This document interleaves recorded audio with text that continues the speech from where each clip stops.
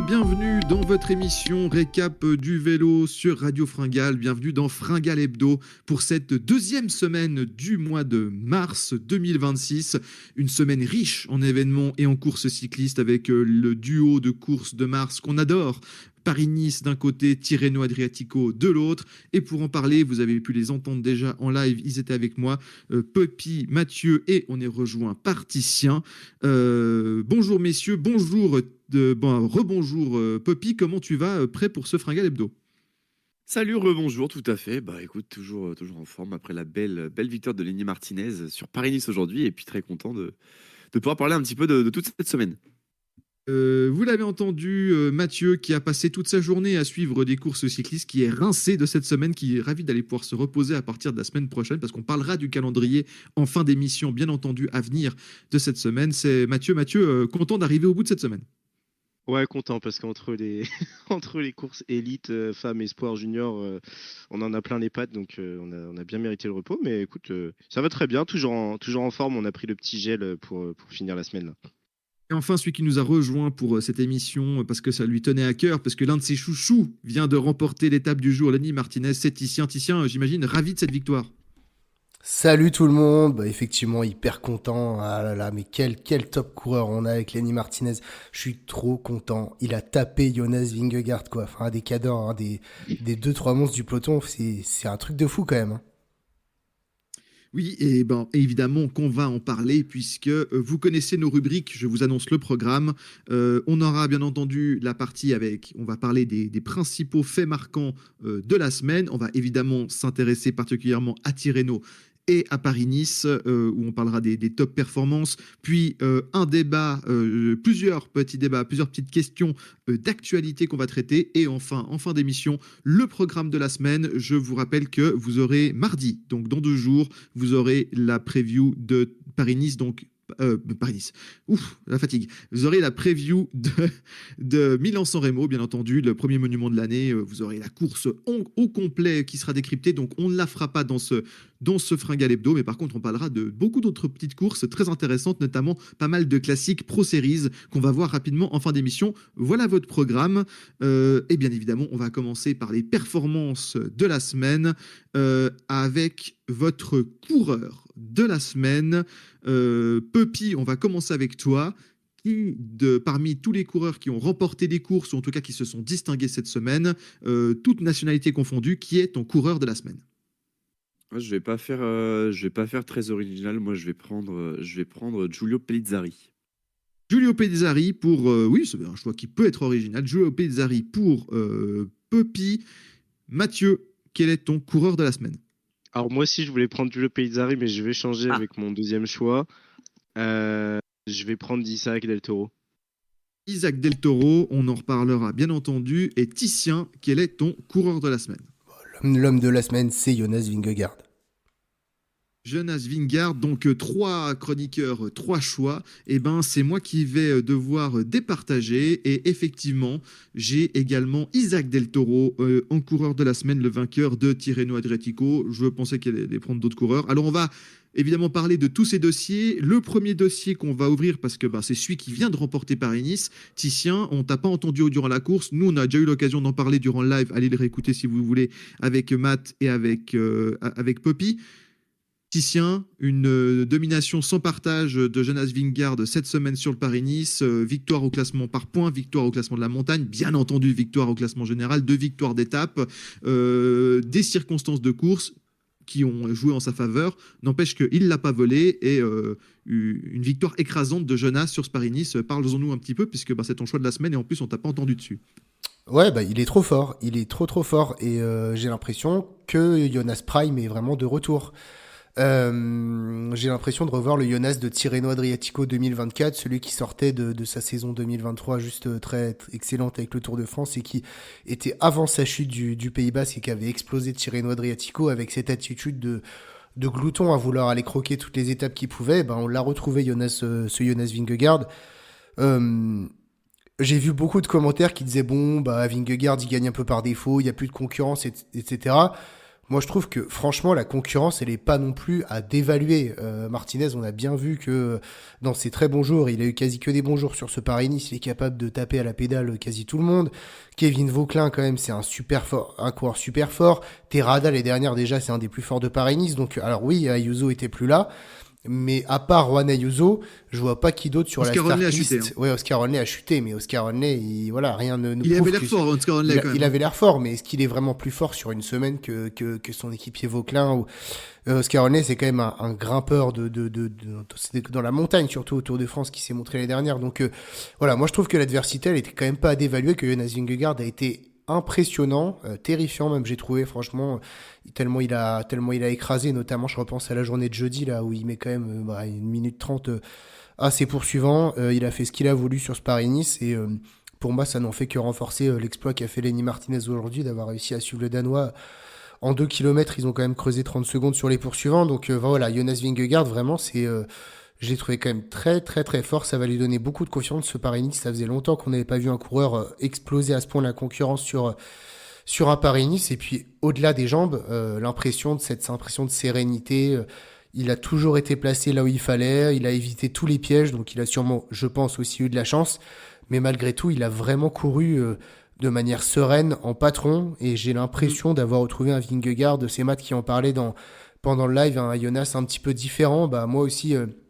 Là où les dernières, il était un petit peu dans une saison de remise en question après l'année tronquée malheureuse de 2024. Ben voilà, j'ai l'impression de retrouver le Vingegaard conquérant. Donc est-ce que ce sera évidemment suffisant pour aller battre Tadej Pogacar sur le Tour de France? Ça, je suis loin de le penser. Mais par contre, tu vois, dans la perspective d'un Giro où ses adversaires, ce sera des Almeida, des Pellizzari, des Hindley, des Félix Gall, bah, je suis plus que confiant pour que Jonas Vingegaard nous fasse un peu la même que Tadej Pogacar il y a 2 ans sur le Giro et ait gagné facilement ce Tour d'Italie avec plusieurs victoires à son actif. Donc ouais, pour moi, c'est l'homme de la semaine parce il a marché sur la concurrence. Mathieu, un petit mot rapidement. On t'avait justement déjà entendu en live. Un petit mot sur Vingegaard, sa gestion de la course, et puis aussi sur son équipe Visma, qui a parfaitement su l'encadrer durant cette semaine, même s'il y a des moments où il a pu se débrouiller tout seul parce qu'il était le plus fort. Mais à d'autres moments, il a pu compter sur son équipe, notamment un très bon Bruno Armirail. Il n'y avait pas que lui, mais en partie un très bon Bruno Armirail côté français. Un petit mot justement sur cette victoire assurée et dominatrice du Danois. Le dominatrice, et puis franchement, je suis d'accord avec tout ce qu'a dit Titien. La concurrence au départ de la course, en tout cas, faut pas la dévaloriser. Non, au départ, elle est Huchon, très solide. voilà, c'est très solide. Et puis, bah, Huchon, oui, alors il y a cette surdomination de la Red Bull Bransgreux, mais au final, c'est lui qui gagne. Il est entouré quasi jusqu'au bout, hein. Eduardo Affidi fait un boulot de dingue. Au final, derrière, c'est Campenarts et Armirail qui ont répondu présent. Lui aussi a répondu présent. Taille Patron, et je dois presque faire mon mea culpa parce que je l'avais mis hors du podium parce que je trouvais que le parcours lui convenait pas tant. Bah, là, il m'a bien fait taire. Exceptionnelle la forme. Je pense que bah, ouais, on retrouve un Vingegaard surpuissant, surdominant. Est-ce qu'il est plus fort qu'avant sa chute aux Pays-Bas? Je suis entièrement d'accord. C'est même d'ailleurs, il y a qu'à voir dans ses performances hein, pures, il est bien plus fort. Et puis bah, il a rappelé à tout le monde, comme je l'ai dit dans d'autres lives, que Vingegaard il est sur sa planète un petit peu tout seul. Que quand il décide d'attaquer, il y a quasi aucun coureur sur la planète qui peut le suivre. En tout cas, sur des ascensions longues, sur des ascensions punchy, bon, c'est un petit peu moins le cas. On l'a vu aujourd'hui, Lenny Martinez a été capable de le suivre. Mais ouais, Jonas Vingegaard, taille patron, et puis bah, il ne serait-ce, enfin mine de rien, il a envoyé un message à tout le monde. Alors peut-être pas à Pogacar, mais en tout cas, il vient bien de rappeler à Mais tout le monde, pour ceux qui doutaient de lui pour le Giro, qu'il va falloir compter sur lui et que accessoirement, c'est quand même lui le favori numéro 1 et d'assez loin. ça, c'est clair, on y reviendra quand on parlera évidemment de la preview du Giro qui arrivera dans quelques semaines. Pour terminer sur le chapitre Jonas Vingegaard, Puppy, On l'a dit, Vingegaard qui a eu une préparation un petit peu bizarre il était tombé dans cette descente. On avait couvert justement cette histoire avec un cycliste amateur qui le suivait dans la descente. Il avait un petit peu forcé, il était tombé. Voilà, ça avait fait toute une histoire sur les réseaux sociaux. Il avait manqué du coup sa course de reprise. Donc le Paris-Nice faisait office de reprise pour Jonas Vingegaard. Toujours est-il qu'il est venu, il a vu, il a vaincu et il a montré à tout le monde qu'il était de retour et au plus haut niveau. Et ça, c'est, on va dire, Puppy, très prometteur pour la suite de sa saison qui, on le sait, va être très chargée avec la Catalogne, le Giro et le Tour de France.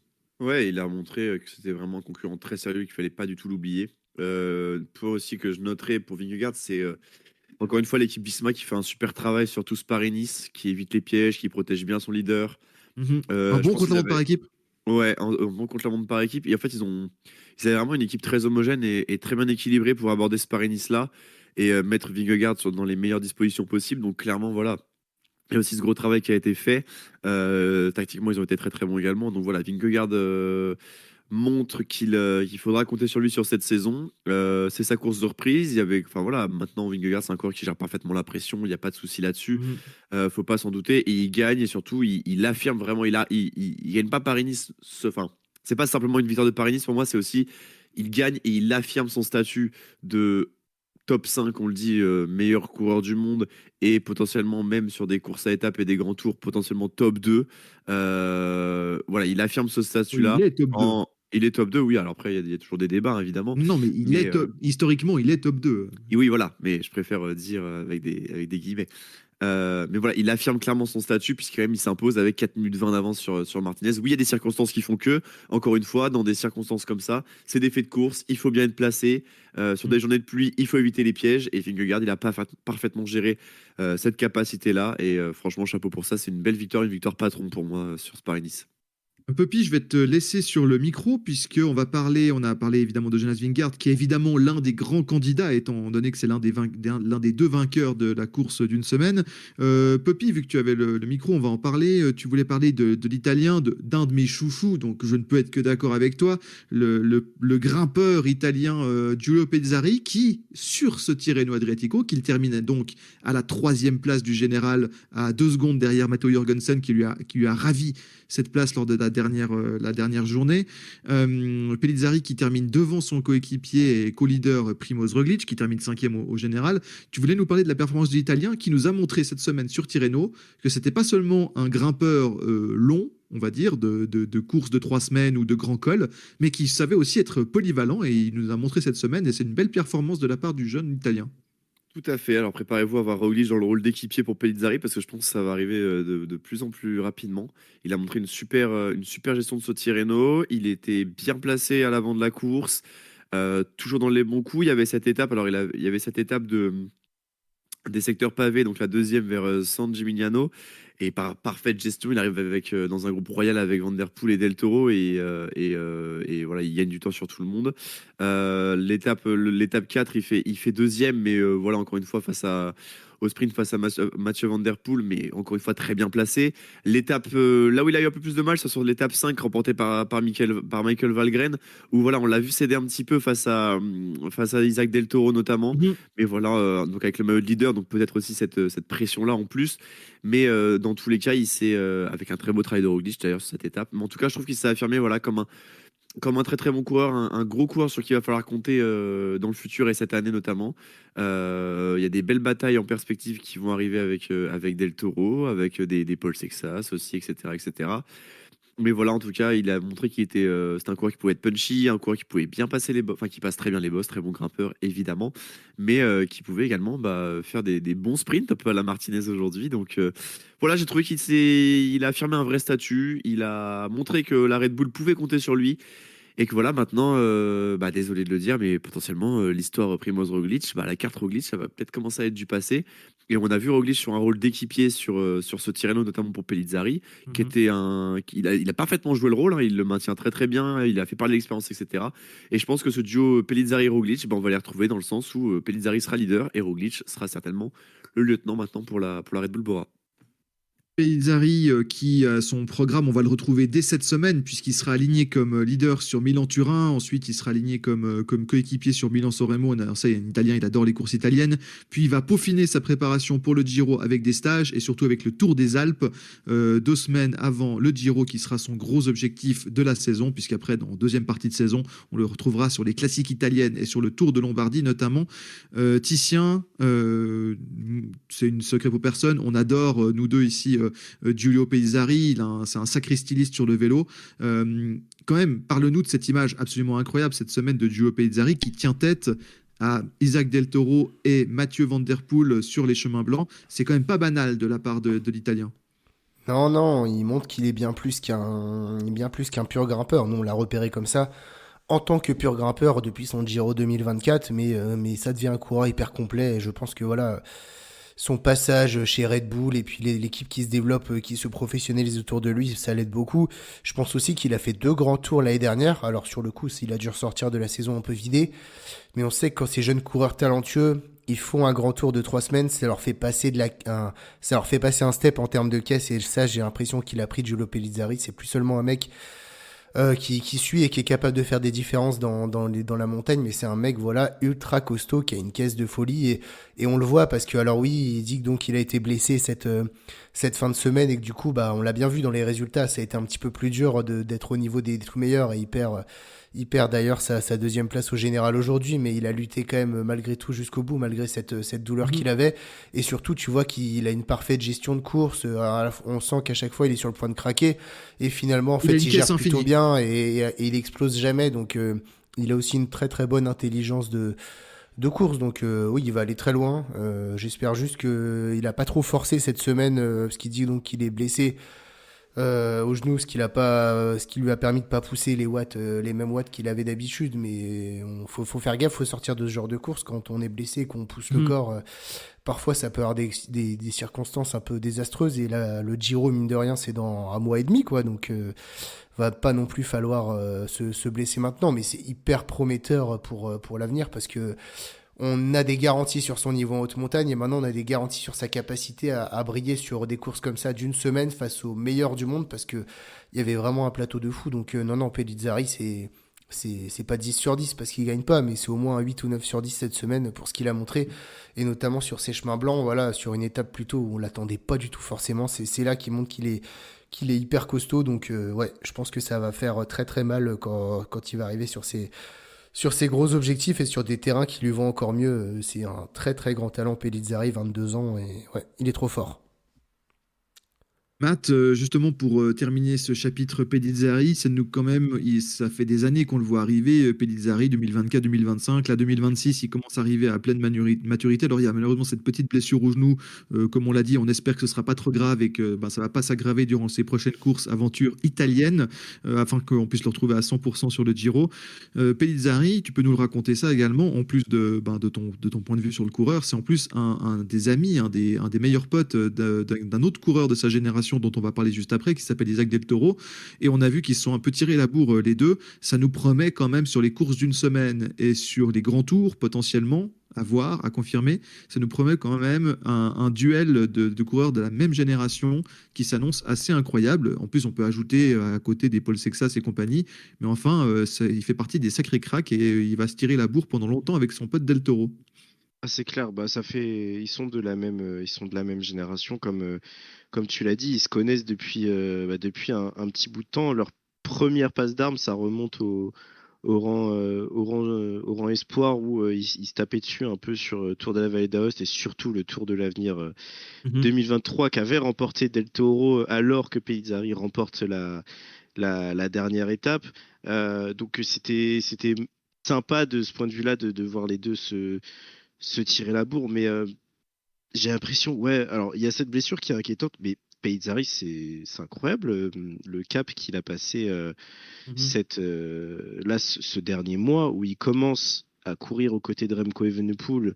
C'est peut-être le deuxième mec le plus fort de la course, Ouais, à mais Valence, ouais. il est quand même équipier à Valence. Il finit quand même troisième du général. Et puis là, bah, Enfin, moi, je le catégorisais encore de manière assez simple en tant que grimpeur qui a une bonne pointe de vitesse, mais c'est vraiment un grimpeur, c'est un coureur qui apprécie les efforts longs. Mais là, c'était assez fou hein, ce qu'il a pu proposer cette semaine. Alors, c'est dommage parce qu'il finit pas deuxième, parce qu'il y a un rapace venu d'Amérique du Nord qui lui vole une Un rapace bonification, californien. qui lui vole une horrible bonification pour lui chipper la deuxième place.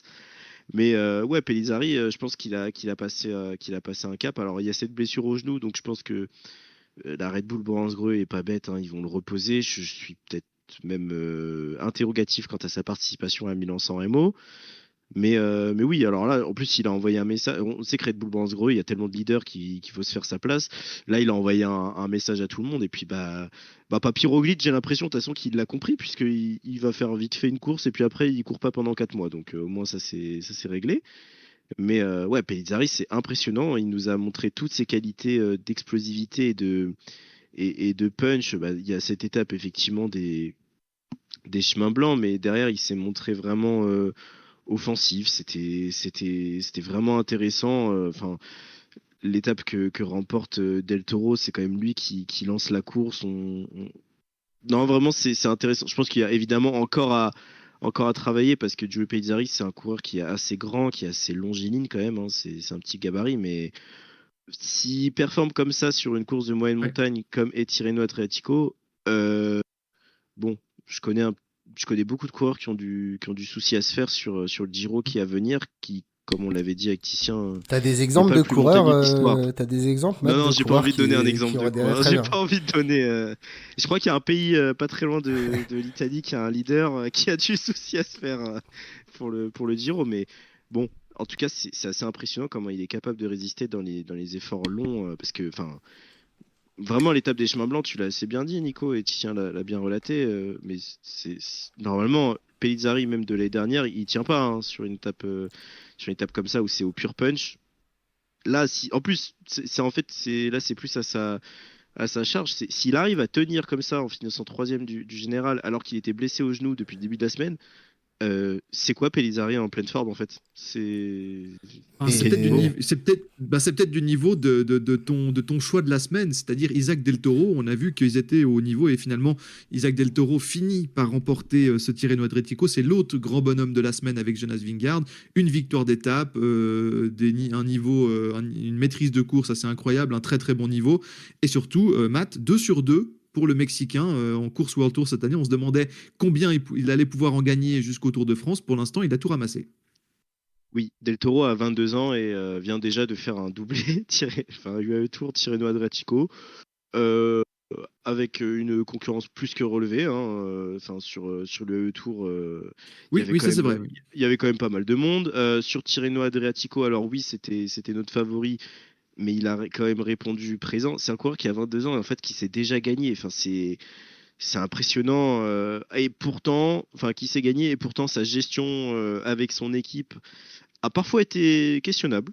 Notamment l'étape, hein, la cinquième, l'étape remportée, j'allais dire la cinquième, pas du tout.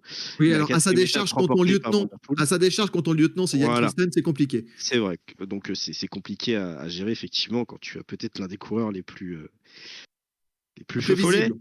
Voilà, Imprévisible, on va on dire. va dire ça comme ça.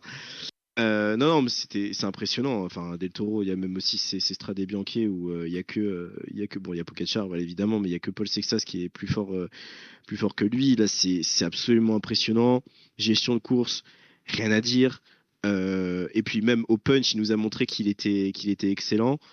Je connais un petit Slovène qui se frotte les mains à l'idée de courir Milan-San Remo parce que ouais, Isaac Del Toro a seulement 22 ans. Alors maintenant, c'est presque banal qu'un coureur soit aussi fort à cet âge-là, mais c'est déjà l'un des meilleurs coureurs de la planète en course par Oui. étape d'une semaine et il est pas déjà il est dans le top 5 et il est pas cinquième actuellement. Il est hyper en forme. Mhm. C'est impressionnant la manière dont il arrive à gérer ses courses. Et puis moi, il y a autre chose où je suis assez impressionné, c'est Del Toro a toujours eu un petit retard sur chrono et notamment sur les prologues. quoi de mieux que de venir faire une 10e place pour se rassurer sur Il est impressionnant le là-dessus. chrono de Lido Di Camaiore qui est juste, en fait, c'est Lido Di Camaiore, on le connaît ce chrono, hein, c'est 12 bornes où juste il faut faire péter les watts, c'est tout droit. Il finit 10e. Il finit 10e, il y a quasi personne enfin, il y a des purs rouleurs effectivement qui le battent, hein, notamment des Pipo Ganna, etc. Mais il finit dans les temps, par exemple, d'un Tiberi. Il finit à seulement 6 secondes de Roglic, qui sont des coureurs, mais plus que confirmés sur l'épreuve. Donc, Del Toro, s'il commence à rajouter cette carte de l'effort individuel à ses atouts, à ses attributs, euh, là, là, ça va devenir absolument n'importe quoi. Ça va devenir Bon, compliqué, ouais. ça va devenir compliqué aussi parce que bon, c'est un coureur pour l'instant qui est jeune, donc voilà, mais il faudrait pas que ça tourne comme Juan Ayuso chez UAE. Ce sera notre question justement de l'intersaison, hein. On aura le temps d'en reparler, hein. Isaac Del Toro a un gros programme. Puppy, je me tourne vers toi rapidement. On avait pas mal d'attentes sur Isaac Del Toro. On en avait parlé quand on a fait la preview de ce Tirreno Adriatico. Il a plus que répondu aux attentes. Un petit mot sur le Tirreno de Isaac Del Toro et on en reparlera aussi pour la suite de sa saison. Qu'est-ce que tu en as pensé du champion du Mexique sur cette course, Puppy? En maîtrise, c'est le mot que je retiendrai pour Del Toro. Il fait un bon chrono, on l'a dit. Et puis dans les étapes où il faut répondre présent, il est là, il est à l'avant, je trouve il a jamais été réellement mis en grosse difficulté, hein.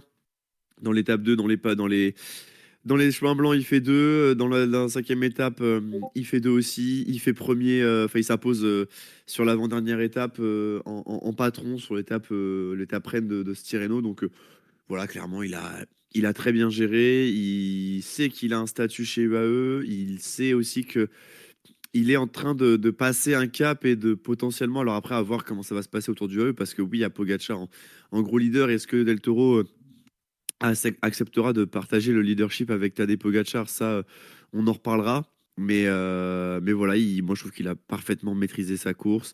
Un peu à l'image de Pezzari, en fait, qui s'est révélé un peu en patron également. Mais je trouve que Del Toro, voilà, lui, il a vraiment affirmé, après son bon résultat sur l'Estradé, après sa victoire à l'UAE Tour, il a vraiment affirmé que c'était un concurrent maintenant sérieux pour la victoire. Alors, il y a ces déboires au Giro l'année passée où on s'en souvient. Il va falloir se rattraper. Va falloir peut-être se rattraper sur le. Malheureusement, il sera en équipier sur le Tour de France, mais clairement, même en équipier, Del Toro, il peut aller chercher un peu comme on avait à l'époque Maillot blanc? avec la Sky. Mais non, mais un podium, hein, littéralement, je le vois Oui, mais un carrément. maillot blanc du coup. Un maillot blanc, bien sûr. Mais je le vois carrément être capable de monter sur la boîte de ce Tour de France parce que voilà, il a montré des qualités. Il est allé sur tous les terrains, bon puncher. Stratégiquement, c'est là où il y a peut-être des choses à revoir. Pardon, c'est là où il y a des choses à revoir stratégiquement sur les. Je trouve il gère bien ses courses, mais attention quand même à pas trop s'enflammer et à pas trop en faire parfois, et à bien analyser les choses. Mais sinon, sur le reste, il est infernal. Enfin, franchement, il va falloir être costaud pour le suivre. Et c'est très sympa aussi d'avoir beaucoup de coureurs qui explosent et qui vont nous offrir des belles batailles dans le futur. Ici, on avait les deux en compagnie d'autres chroniqueurs de Radio Fringale. On avait parlé d'Isaac Del Toro, de son début de saison très important. Il avait notamment 4 courses World Tour où il était aligné comme leader avant d'arriver sur le Tour de France. Il en a fait la moitié sur cette première partie de saison. Après, il va avoir il va avoir quelques semaines de pause après Milan-San Remo jusqu'au Tour du Pays Basque. Puis après, il va partir en stage avec UAE pour préparer le Dauphiné puis le Tour de France. Mais ça, ce sera une suite de saison, on en reparlera. Il est allé sur les 2 courses World Tour, il y avait de la concurrence, et les 2 fois il a assuré. Est-ce que pour toi c'était annoncé parce qu'il faisait partie des favoris et qu'il a gagné, ou finalement donc c'est une confirmation de ce qu'on pensait et quelque part il a répondu 100% aux attentes, ou est-ce que pour toi il a dépassé les attentes et il est vraiment en train de montrer que en fait il est dans la course pour être l'un des 5 meilleurs coureurs au monde? Je rappelle qu'à l'heure actuelle sur les points depuis le 1er janvier 2026, vu que certains gros monstres n'ont pas encore beaucoup couru, il est numéro 1 mondial puisqu'il a marqué, c'est lui qui a marqué le plus de points ce dimanche avec sa victoire à Tirreno Adriatico, puisque c'est sa 2e course World Tour. Titien. Oui, alors les comptes, mais enfin, meilleur coureur du monde, tout ça, bon, là, on est encore à la mi-mars, donc les comptes, on fera déjà un premier bilan à la fin de la saison des classiques fin avril. Comme tu dis, les programmes des coureurs sont tous différents, il y en a qui préparent des échéances qui arrivent, enfin voilà, c'est très difficile de comparer, hein. Pogacar, il a un jour de course depuis le début de saison, enfin, donc voilà. Euh, ce qui est bien Oui, avec on compare pas, hein. Ce qui est bien avec Del Toro, c'est que on a un monstre, c'est sûr qu'il est trop fort, mais il est pas non plus 3 jambes au-dessus. Et on l'a vu sur ce Tirreno Adriatico. Comme a dit Poppy, c'est un Tirreno qu'il a gagné en maîtrise, je trouve, mais c'est pas non plus un Tirreno qu'il a surdominé. Il gagne parce que tous les jours c'est le plus fort, parce qu'il a il a pas de points faibles, mais il a pas fait une Jonas Vingegaard à dire ciao tout le monde, je pars à 20 bornes de l'arrivée et vous me revoyez pas. Ça a laissé du suspense sur cette course parce que autant euh, j'ai trouvé Paris-Nice décevant. En fait, Paris-Nice, j'ai trouvé que c'était une course décevante avec une étape de légende. Donc c'est assez marrant. Là où Tirreno, j'ai trouvé la course, il y a rien de vraiment légendaire, mais tout était assez sympa finalement sur ce C'était Tirreno cool. Adriatico. Et ça, c'est aussi parce que Del Toro, c'est un coureur calculateur, très intelligent, qui a un punch de folie, qui a un punch ravageur, qui va lui faire gagner énormément, un peu à la Valverde, qui va lui faire gagner énormément Ouais, de il a un peu courses. ce profil Valverde, ouais, effectivement. Exactement, qui va lui faire gagner, mais peut-être encore meilleur grimpeur. Et c'est ça qui fera peut-être faire la différence. Mais voilà, il a voilà, ce punch, il va lui permettre de gagner tellement de courses. Et c'est comme ça que on voit que tout de suite, dès que les courses partent d'un peu plus loin, et on l'a vu sur l'étape de vendredi, il n'arrive pas à se défaire d'un Matteo Jorgensen parce qu'on rentre dans une course où pendant plusieurs kilomètres, bah voilà, il faut tenir, on part sur une course d'endurance et là il est plus gestionnaire et là où il arrive vraiment à faire cette différence, c'est ce kick quoi, c'est ce kick et c'est cette intelligence aussi de se dire bah voilà, je mets pas tout, j'en garde et je garde pour mon final. Donc voilà, c'était le plus fort, je dirais pas qu'il a dépassé les attentes. Vu l'adversité qu'il avait en face, c'était le favori logique de ce Tirreno Adriatico, hein, on n'allait pas se le cacher. Et d'ailleurs, Pellizzari a fait plutôt une belle résistance. Même Jorgensen a été plutôt bon.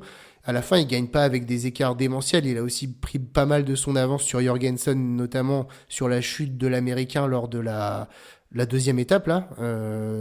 Mais sinon, voilà, il gagne un peu à la Valverde, c'est-à-dire je gagne avec quelques secondes d'avance. Donc avoir la marge de progression qu'il a maintenant, mais c'est clair que vu les résultats qu'il a aujourd'hui, il montre qu'il aura tout à fait cette possibilité de jouer même les premiers rôles sur le prochain Tour de France. Quand je dis les premiers rôles, c'est évidemment pas de finir premier ou deuxième du Tour de France, parce que quand on voit l'Estrade Bianchi de Pogacar ou la domination de Vingegaard sur Paris-Nice, le Mexicain me semble Oui, bien encore sûr. très loin de ces deux coureurs, mais Ah oui, bah, il est déjà à 22 ans, bah voilà, dans tout cet amas derrière. Je mets pas un seul coureur, je vois pas un autre coureur que je pourrais dire, je suis sûr qu'il sera devant Del Toro et qu'il aura cette Paul troisième Sexas. marche du Tour de France. Peut-être Paul Sexas, oui, Paul Sexas, mais peut-être Sur ce Tour de France, moi coureur. je pensais de manière générale, voilà. Bah, Je pensais de c'est manière dur générale. parce qu'on n'a pas eu assez de courses depuis le début de saison. Bah, Sexas a été plus fort que Del Toro sur l'Estrade. Maintenant, on va voir et il y aura. Mais c'est qu'une course, ouais, c'est difficile à Voilà, dire. après le Pays Basque, on pourra, où il y aura les deux vont s'affronter, on pourra vraiment se le dire. Mais Ça va oui, être génial. si je dois donner mon avis à l'instant T, je pense que Sexas est plus fort que Del Toro parce que Sexas, c'est comme Pogacar où voilà, c'est cette capacité à envoyer tellement de watts que là où le Mexicain est beaucoup plus un coureur qu'on peut-être qu'on voyait un petit peu plus dans les années 2010, je trouve, voilà, un petit peu plus calculateur et un petit peu plus sniper quand il le faut. En tout cas, il y a un truc, les jambes, j'étais sûr qu'il les aurait. Ce qu'il a aussi, c'est la tête, Isaac Del Toro, même si effectivement il y a une étape où il a fait un peu n'importe quoi. Je trouve quand même qu'il court très bien pour un mec de son âge. Il fait peu d'erreurs, il fait peu d'efforts superflus, je trouve. Et à la fin, voilà. Donc voilà, je trouve vraiment que ce Tirreno, il lui allait comme un gant, hein, sur les profils, on va pas se le cacher. Les arrivées punchy comme ça, c'était parfait. L'équipe UE, mine de rien, était très forte autour de lui. Donc c'est une confirmation. Il gagne 2 courses par étape pour le Tour. On a dit que le calendrier dans les previews était parfait pour Isaac Del Toro, pour qu'il s'affirme finalement Ouais, ça, comme le deuxième leader de cette ça équipe. prouve, ouais. Et voilà, maintenant j'ai envie de dire que bah, rendez-vous pour... voilà, il aura encore une plus forte adversité au Pays Basque avec Sexas, avec Juan Ayuso s'il est remis. Et puis surtout, bah, enfin, il aura fort à faire. Et je pense que mine de rien, on voit les rumeurs qui commencent à tourner, hein, notamment sur l'avenir de Paul Sexas. Je pense que Del Toro, il il doit se dire aussi que lui, il aurait bien aimé être le successeur de Poggi et que il a envie de prouver, et notamment il aura envie de prouver face à Paul Sexas que voilà, j'existe moi aussi. Donc je pense qu'il est un peu dans cet état d'esprit-là de j'ai des choses à prouver en ce moment, et en tout cas, il le fait bien. Oui, on parlera un noté dans 3 semaines, hein, le tour du Pays Basque, entre évidemment une course qu'on va couvrir entre les classiques, puisque vous savez, on va rentrer dans la saison des monuments et des classiques. Et dites-nous en commentaire si vous pensez que Isaac Del Toro est le nouveau Alejandro Valverde, en tout cas au niveau du style de course et de sa façon il est de déjà son un peu punch. plus, il est déjà moins chiant à regarder que Valverde. Non, parce que Valverde, Voilà, c'était horrible. mais C'est autre chose, quoi. non, mais dites-nous, je rappelle Isaac Del Toro, donc son programme, on en a déjà parlé, je rappelle son palmarès depuis le début de la saison, absolument incroyable, 3 victoires d'étape, 3e d'Estrade Bianchi, vainqueur de l'UAE Tour et vainqueur de Tirreno. Ce sera l'un des lanceurs sur la Cipressa de Pogacar, on en parlera dans la preview certainement du Milan-San Remo qui arrive mardi sur votre chaîne préférée de cyclisme Radio Fringale. Messieurs, on va vous passer rapidement à on va faire un peu plus rapide là-dessus, vos déceptions de la semaine. Poppy, quelle est ta déception de la semaine, que ce soit sur Paris-Nice ou Tirreno, tu peux choisir. En vrai, il y en a quand même pas mal parce qu'il y a beaucoup de coureurs qu'on attendait et qui n'ont pas forcément répondu présent. Non, une. Bah oui, c'est pour ça, bien sûr. Mais moi, j'ai envie de citer Tibéri, mine de rien. Tu me voles tout, Poppy. Ah, pardon. Alors, Bon, bah. Tibéri aussi pour Mathieu. Ouais, Tibéri aussi. Et puis, Titien, quelle est ta déception de la semaine? Oh, c'est compliqué. Je vais pas prendre de coureurs parce qu'il y a beaucoup de coureurs qui sont tombés, qui ont été blessés. Donc je pourrais dire Oscar bien Onley, sûr, ouais. il est tombé. On sait pas si ça a impacté. Juan Ayuso, bon voilà. En vrai, il y en a pas tant que ça. Mais si je dois retenir une déception, je suis désolé, c'est Primoz Roglic. Primoz Roglic, eh ben on reparlera avec Titien de tonton Primoz juste après. En attendant, messieurs, très rapidement, Tibéri, Poppy, enfin non, Mathieu, on t'a pas entendu depuis un petit moment. Mathieu sur Tibéri, et puis Poppy, je te laisserai compléter, comme ça on fait le cas Tibéri. Yes. Bah, moi, j'en attendais beaucoup de Tibéri. J'en faisais un de mes favoris pour la victoire à Tirreno Adriatico. Et puis, bah, c'était pas non plus indécent de penser ça, puisque Tibéri arrivait en très bonne forme. Il avait prouvé de bonnes choses. Il arrivait en plus tout juste d'une 3e place au Trophée Oleg Eglia. Donc, il avait montré des qualités de puncher, bah, évidemment qu'on lui connaît bien. Et il commence plutôt bien. Il y a ce chrono où il est plutôt bon, hein. Il finit 9e. Derrière, bon, les 2 premières étapes, il est là sans être là. Et puis, bah, la première alerte, finalement, c'est sur cette étape des chemins blancs où bah, alors, non seulement son équipe est à la ramasse, mais en fait, il est complètement largué. Il est dans le peloton. Enfin, il finit derrière avec des sprinters. Donc ça, c'était pas forcément hyper rassurant. Euh, et en fait derrière ça a été de pire en pire. Enfin, cette étape donc remportée par Michael Valgren, où il y avait des forts pourcentages, il est complètement à la rue. Je sais pas où il est. Il n'y a pas vraiment de maladie ou de problème en particulier. Il est juste complètement à la rue. Et là où c'est une très grosse déception, c'est que moi j'en parlais il y a quelques semaines, c'est que justement Tibéri semblait enfin, pour la première fois de sa carrière, avoir un semblant de régularité. Donc performer sur plusieurs semaines à la suite en étant plutôt bon. Bah, le problème, c'est que là, bon, il passe complètement à l'ouest, à tel point qu'au final, celui qui performe le mieux dans son équipe cette semaine, c'est le presque tout autant invisible Santiago Buitrago, qui finit 7e, mais bon, on l'a pas spécialement vu cette semaine, hein, sans lui manquer de respect. Ça me déçoit énormément parce que quand on regarde bah, la Bahrain Victorious, c'est le genre d'équipe où il y a énormément de leaders, mais il n'y en a pas un qui est au-dessus. Tibéri, c'est des grands discours de voilà, cette année, je suis dans l'année de ma maturité, je vais sur mes 25 ans. Il finit anecdotiquement 42e. Il n'y a rien du tout. Bon. Quand même, il est entre Van Der Poel et Valgren.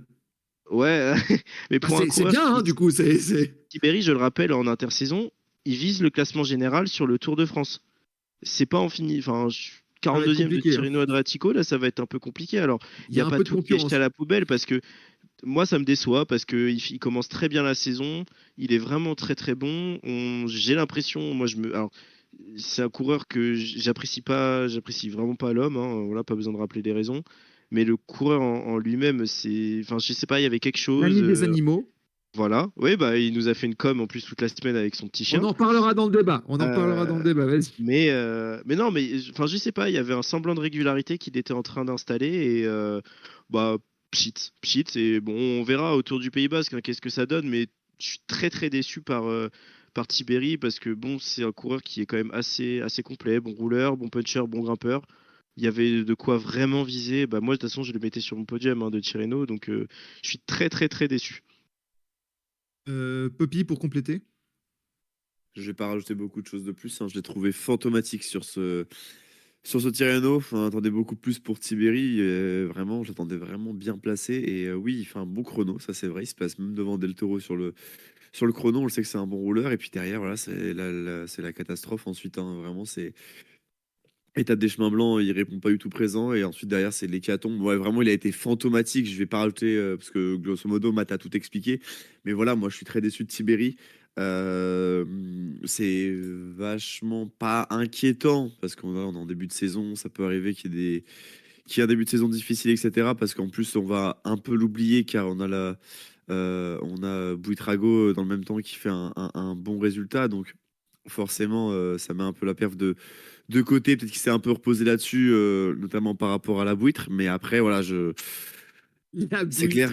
La Buitre, ouais. C'est vrai on l'attend quand même vachement mieux que ça. Enfin, 42e, c'est pas une place pour un Antonio Tiberi.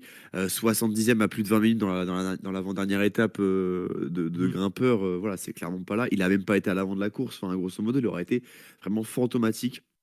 Et je suis déçu. Je suis déçu par rapport à Tiberi et inquiété, non, mais juste déçu. Titien, toi, par contre, sur Tirreno, tu as été déçu par Tonton Primoz. Tonton Primoz qui termine à une honorable 5e place, à 1 minute 21 du vainqueur Isaac Del Toro au niveau du général. C'était la course de reprise de Tonton Primoz. Qu'est-ce qui t'a déçu Est-ce que c'était l'altitude? Est-ce que c'était son niveau? On rappelle qu'il a 36 ans, bientôt 37, Tonton Primoz. Qu'est-ce que tu as lui reproché? Non, mais c'est qu'il fallait choisir un coureur et que Tiberi, j'en ai rien à foutre. Alors j'ai pris Primoz Ça, c'est dit, Roglic. au moins. Ça, c'est clair. Voilà. Ça, c'est clair. Ça, c'est Allez, Moi, fait. les gens qui tuent des animaux, voilà. J'y fais même pas trop. Enfin, Tiberi, honnêtement, c'est un coureur qui. Voilà. Bref, c'est. Il ne Écoute, devrait même pas être dans le peloton Non, professionnel dans un mais monde au-delà, normal. non, mais au-delà de ça, je peux essayer de comprendre parce que Tiberi, il est au four et au moulin depuis il rivalisait avec Remco sur le Tour de la Communauté de Valence début février. Donc peut-être qu'en enchaînant toutes ces courses là, il a commencé un peu enfin, on voit que chaque course, il a commencé à décliner. Il est arrivé, je pense, à son pic de forme à l'UAE Tour. Il a perdu pied un peu en fin du UAE Tour. On l'a déjà vu moins dominant sur le Grand Prix Leguilia, là, où il termine 3e, battu par Buitrago et Grégoire. Donc voilà, je pense qu'il est arrivé au bout d'un cycle, Antonio Tiberi, qu'il va falloir se reposer et repréparer un nouveau cycle avec la Romandie, le Dauphiné et le Tour de France. Voilà, donc Tour de France, oui.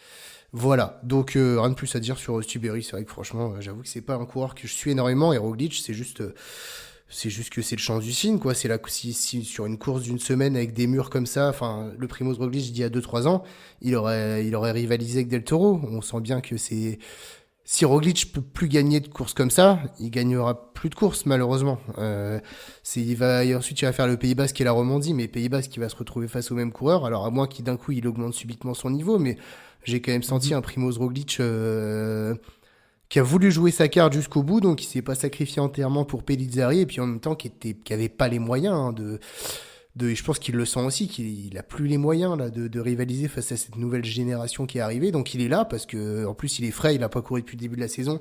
Je pense vraiment qu'il est venu sur ce Tirreno et sa manière de démarrer son contre-la-montre l'autre jour, il est parti à fond. Me fait dire que bah ouais, il est venu vraiment avec des grandes ambitions ici. Voilà, c'est une course qu'il adore, qu'il a déjà remportée. Et puis là, bah, il a pas pesé. En fait, c'est le genre de, c'est marrant parce que Roglic, on le remarque toujours. Et là, tu vois, c'est un peu à toi qui as connu cette Il était un époque, peu au second Nico. plan, ouais.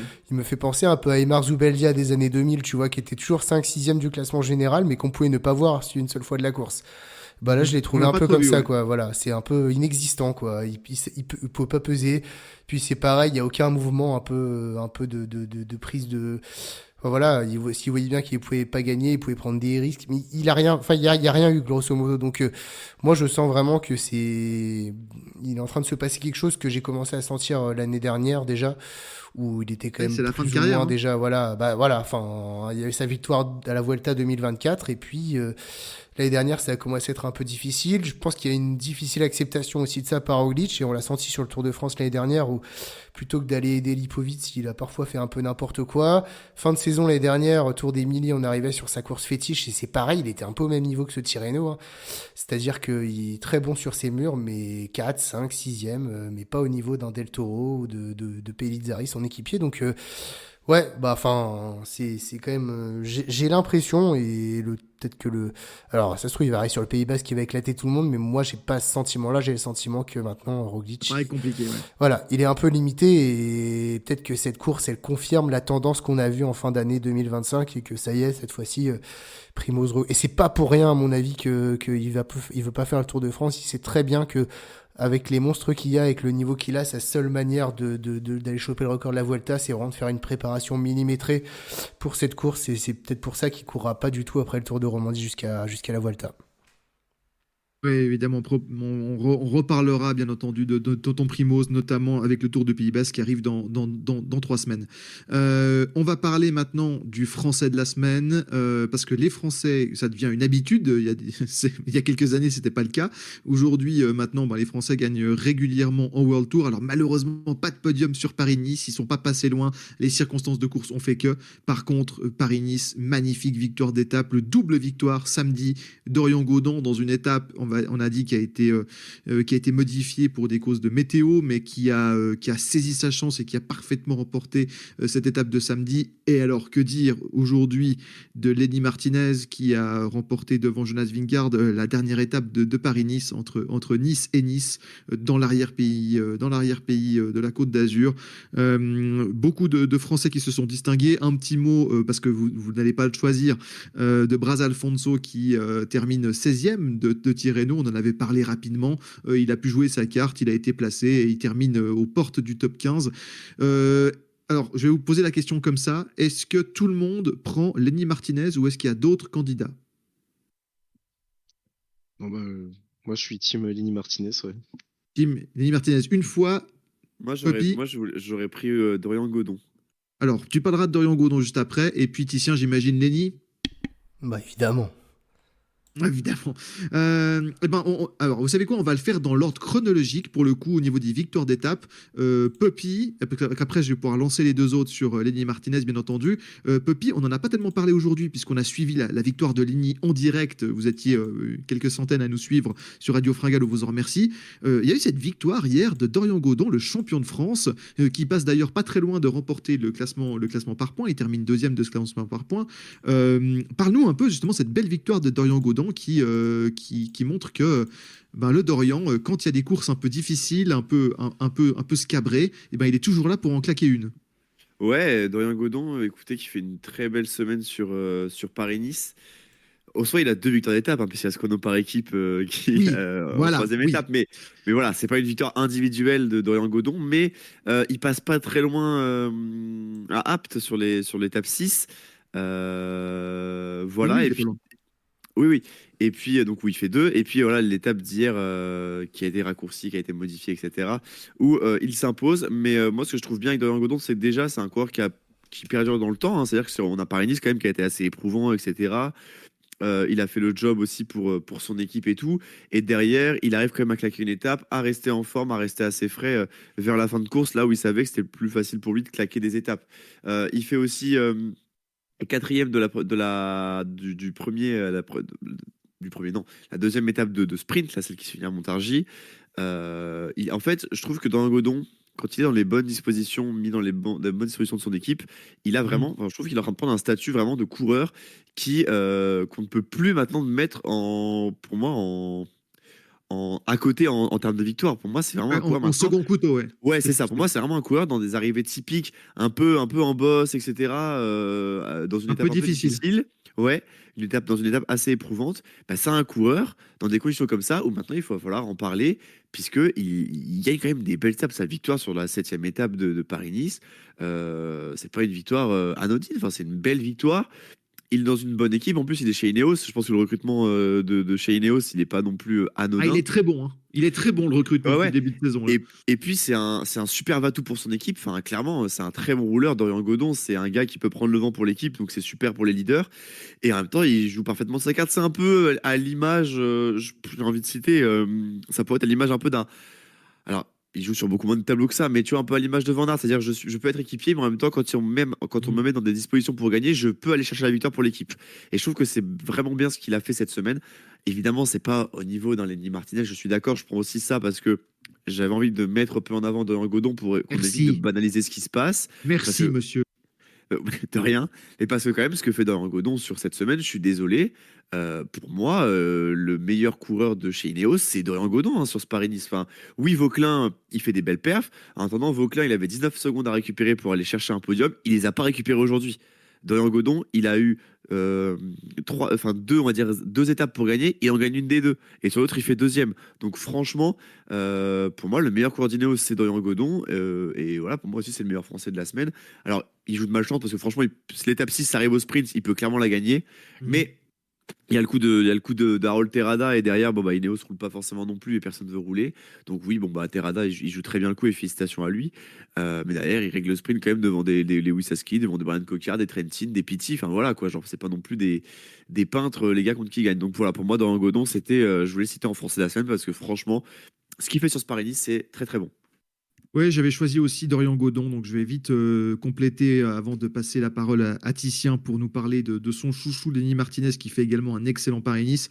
Dorian Godon, c'est un coureur que j'adore. Il est toujours là pour l'équipe, quelle que soit dans la situation dans laquelle tu le mets, il est utile à l'équipe et il peut jouer sa carte.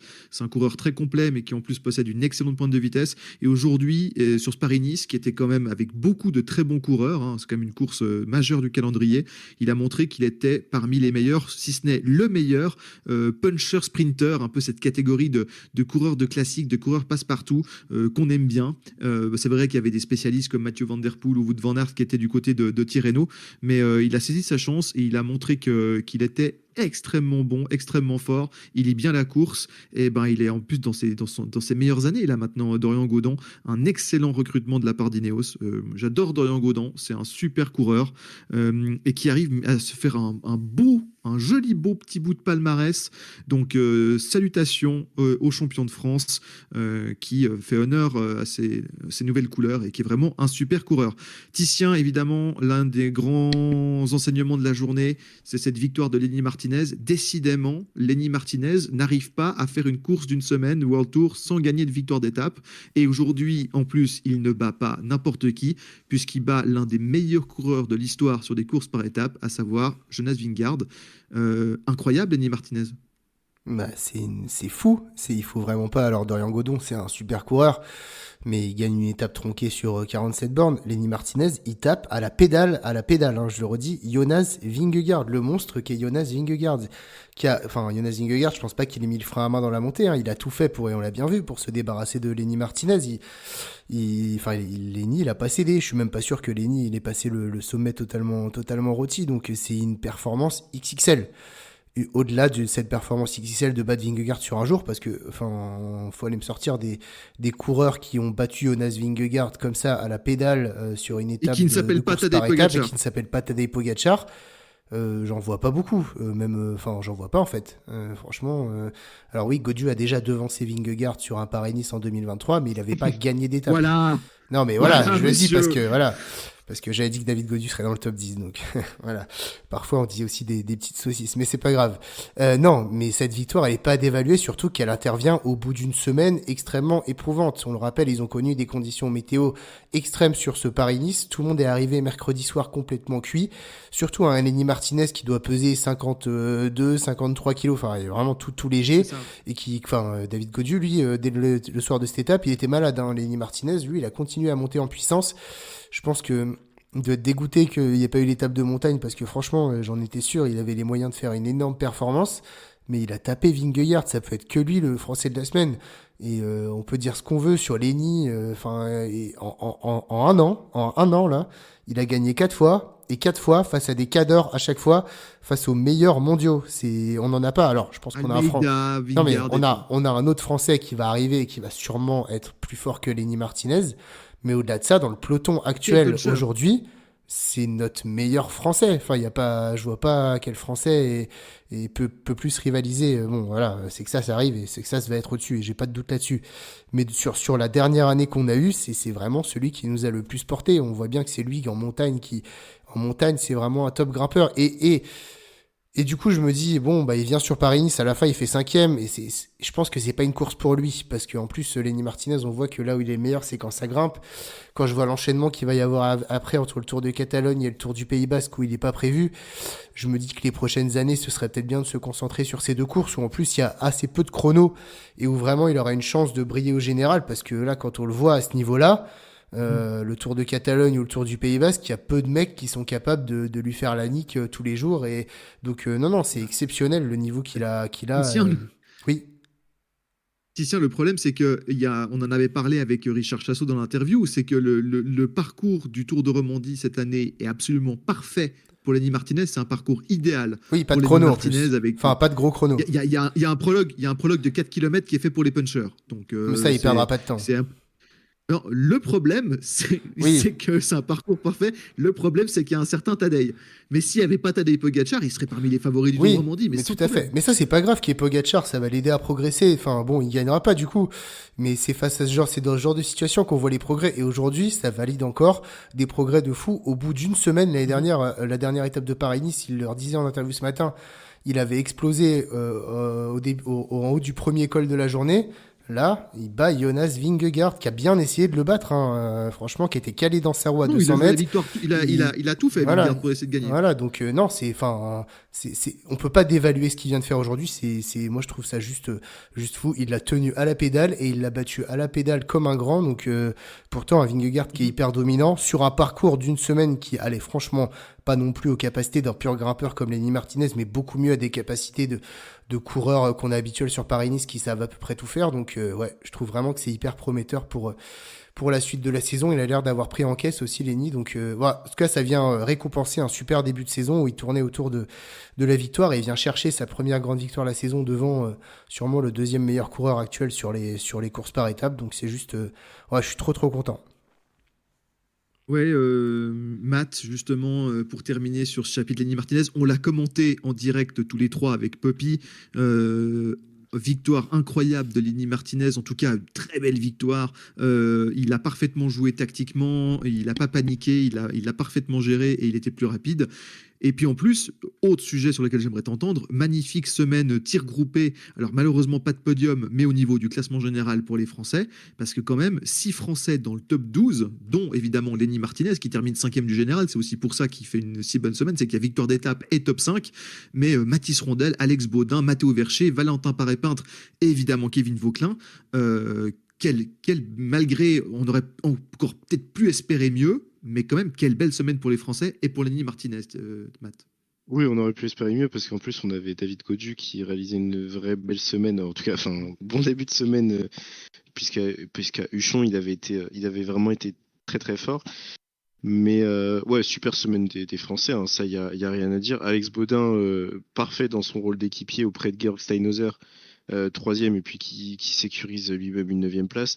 Mathis Rondel qui continue sa montée en puissance, alors que Alex Baudin et Mathis Rondel, bah, pour avoir discuté avec eux, en plus, c'était pas forcément l'idée de jouer un top 10 au classement général, puisque le parcours leur convenait pas tant que ça. Au final, les aléas de la course ont fait que, et ils se retrouvent là bien placés. Bon, pour ce qui s'agit du deuxième sujet, très content aussi pour Mathéo Vercher. 11e place, c'est super pour la Total Energy. Vraiment, c'est super parce que quand même, quand on analyse le classement général, il y a quand même un top 11, hein, et puis derrière, c'est Valentin Paré-Peintre, effectivement, est 12e, mais bon, c'est le premier de tous ceux qui ont soit pété dans l'étape Il y a eu du des problèmes, ouais, Voilà. Donc, il y a clairement un top 11, donc Mathéo Vercher, super résultat. Et puis donc ce qui s'agit du français de la semaine, c'est impossible pour moi de pas répondre Lenny Martinez. Enfin, Lenny Martinez quand même dans son tableau de chasse des victoires où il tape des quarts d'heure mondiaux. Moi je me souviens de celle en haut de Thion 2000 où tout simplement il fait voir la Vierge en couleur à Joe Almeida, il lui explique un peu comment ça se passe au sprint. Surtout il est plus fort que tout le monde. Et là, c'est impressionnant. On en a parlé dans le live, mais la semaine au global de Lenny Martinez est excellente. Alors oui, il finit cinquième, mais il finit cinquième parce que la Bahrain Victorious Ne sait pas faire de contre-la-montre par équipe. lui plombe son contre-la-montre par équipe et lui plombe l'étape de la bordure hein, de base c'est une horreur hein, ce qui se passe. La Bahrain vraiment lui a flingué son classement général. Mais au final, comptablement, il finit cinquième. Et puis, ouais, comme l'a dit Titien, mais je sais pas si on se rend compte, il a tapé Jonas Vingegaard à la pédale. Enfin, Jonas Vingegaard, il tape qui il veut quand il veut. Hein. Donc, Non, il tape pas qui il veut. Non, il y a une personne qui tape pas quand il veut. C'est bien le problème. C'est bien le problème du Danois. C'est plus compliqué. Il y a une personne, c'est plus compliqué. Mais là, mais le reste, je suis d'accord. Mais il y en a un, c'est compliqué. Exceptionnel. Martinez, c'est exceptionnel. Alors oui, dans un godon, c'est super. Hein, mais oui, bon, oui, il finit, il gagne une victoire, il gagne le Critérium d'Isola. C'est génial. Parce que la Ineos fait un super travail et parce que la NSN a décidé tout simplement de pourrir la semaine de Critérium d'Isola. C'est vraiment la semaine d'NSN, c'est exceptionnel hein, ce qu'ils ont proposé avec Binam Girmay et Lewis Heskey. Ils sont très bons. Non, mais... Ah oui, génial. Franchement, très belle performance. Mais Lenny Martinez, incroyable. Incroyable. Et puis, je pense que ça peut... Lui, tu vois, par exemple, il a marqué beaucoup de points quand les autres leaders de la Bahrain Victorious ont fait une semaine mid, à peine passable. Hein. Buitrago, bon, c'est bien, super, il est 7ème, mais bon, voilà. Tiberi, on en a déjà parlé, c'est le truc de la semaine. Bon, est-ce que ça peut... Après avoir, voilà, Lenny Martinez, c'est la première... Enfin, en tout cas, c'est cool parce que sur un parcours qui lui convenait pas forcément tant que ça, je rejoins Titien, c'est quand même un excellent puncher. Hein. Je me souviens de sa Flèche Wallonne l'année dernière et puis toutes les classiques qu'il a remporté. Il sera sur la Flèche d'ailleurs cette année. Hein. Et oui, voilà, il sera sur la Flèche, donc ça peut être cool. Et ce qui est surtout très intéressant au sortir de la semaine de Lenny Martinez, c'est maintenant, même s'il avait une équipe faible à ses côtés, il a réussi à finir quand même 5ème du général dans des conditions météo dantesques qui, les années d'avant, le faisaient péter. C'est rassurant aussi, je pense, pour lui mentalement, parce que ça fait 2 ans, on lui rabâche qu'il n'aurait jamais dû quitter la Groupama FDJ, et gneu. Bon, au final, il y a une victoire d'étape où il tape Jonas Vingegaard, et il finit 5ème de Paris-Nice. Il fait un début de saison excellent. Est-ce que Lenny Martinez, ça peut être l'année... Je rappelle aussi, hein, mais lui, c'est pareil. Hein, c'est un coureur qui a que... Enfin, c'est la génération 2003. C'est un coureur qui va sur ses 23 ans. Ça peut être une année où Lenny Martinez... Là, il va couper, mais est-ce qu'il peut combiner son trait de chasseur d'étape où il est vraiment en rang élite, classe mondiale, et jouer un classement général. Voilà. Maintenant, c'est l'interrogation pour lui, mais c'est indéniablement le Français de la semaine. Et au global, depuis le début de saison, c'est l'une des performances les plus notables de toute l'année. En tout cas, chez les Français. Eh bien, on continuera à suivre évidemment le programme de Lenny Martinez qui va maintenant... il a beaucoup couru depuis le début de la saison. Enfin, en tout cas, il a fait pas mal de courses, notamment que en France, hein, que dans le sud de la France. Il va notamment se préparer pour la Flèche Wallonne, puis les courses en Suisse, le Tour de Romandie et le Tour de Suisse, qui vont lui servir de préparation pour son grand objectif de la saison. Maintenant que le contrat est rempli, il a remporté une victoire d'étape à Paris-Nice, il a été très bon sur les classiques de début de saison en France, on l'a vu notamment, il va maintenant se concentrer sur l'objectif Tour de France en espérant y remporter une victoire d'étape, pourquoi pas se battre pour un maillot de la montagne et pourquoi pas se battre pour un top 10, un top 15 au général. En tout cas, c'est tout ce qu'on souhaite à Lenny Martinez qui progresse d'année en année. Je rappelle qu'il aura 23 ans le 11 juillet prochain, donc encore une belle marge de progression. Lenny Martinez qui arrive gentiment dans ses meilleures années, mais qui n'y est pas encore. Hein. Il y a encore de la progression pour le jeune grimpeur français originaire de Cannes. Un petit point, avant de passer à la suite et à la fin de l'émission, un petit point sur les blessures, parce qu'on en a eu quelques-unes.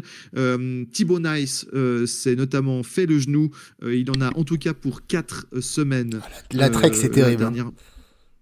La Trek, c'est chaud. Ils ont 6 absents. Ouais, Et ils ont des 6 des absents. absents de marque en plus. Hein. Ouais. Ouais. Autre blessure qui s'est fait durant la 4e étape, cette fameuse 4e étape de Paris-Nice, le pauvre rouleur de la Décathlon, Dan Houle, qui s'est fracturé les doigts et notamment qui s'est fracturé la main également. Donc voilà, il est retombé dessus, donc sa main est malheureusement en bouillie. Il sera absent de l'entraînement. Bon, voilà, heureusement au niveau des jambes, ça a l'air d'aller, mais en tout cas au niveau de la compétition, il sera absent pour au moins un mois, à voir quand il reprendra. Dommage parce qu'il était en forme, Pas de le rouleur. Flandrienne. Le rouleur, ouais, malheureusement, pour le rouleur, l'une des cartes maîtresses de la Décathlon. Également Robert Stannard de la Bahreïn, on parlait de voilà qui s'est fracturé la clavicule sur cette étape 4 de Paris-Nice, il en a pour 5 semaines au moins voire 6. Pareil sur cette étape 4, on a eu Pablo Castrillo qui notamment est tombé et sera absent pendant 2 semaines, l'espagnol de la Movistar qui s'est fait mal à la hanche. Donc voilà, beaucoup de victimes de cette fameuse 4e étape sous la pluie, l'orage, tout ce que vous voulez. Et puis bon, les autres blessures, on en avait déjà parlé lors de coureurs majeurs, on en avait déjà parlé lors des autres problèmes. Une pensée enfin, parce que là c'est beaucoup plus problématique, une pensée pour Niklas Behrens de la Visma, qui on l'a appris il y a quelques jours, il y a 48 heures, souffre d'un gros problème cardiaque. On ne sait pas s'il va pouvoir reprendre la compétition un jour.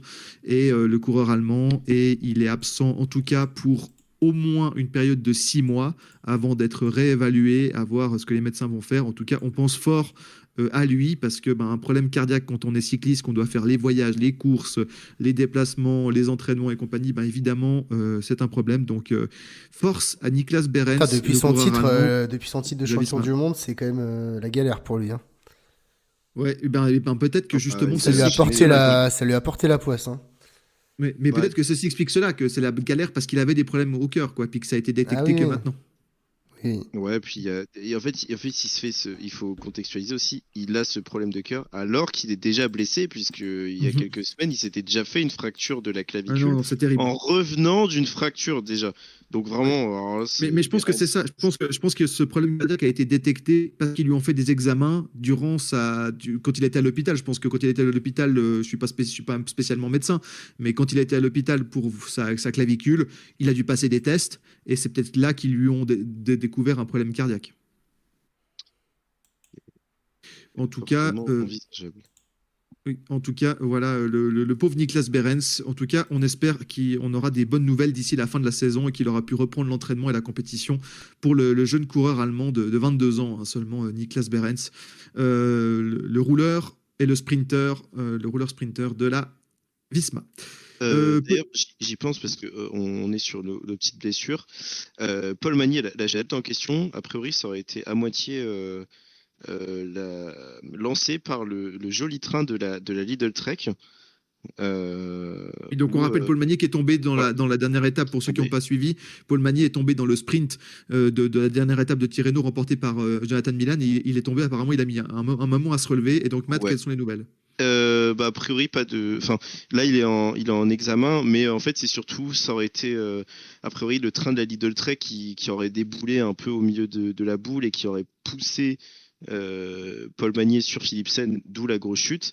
Et donc pour ça, Milan et son pilote Teuns ont seulement pris une pénalité, mais pas de déclassement. Donc ils gardent la victoire, Johnny Milan. Mais bon, Paul Magny, il n'y a pas de nouvelles.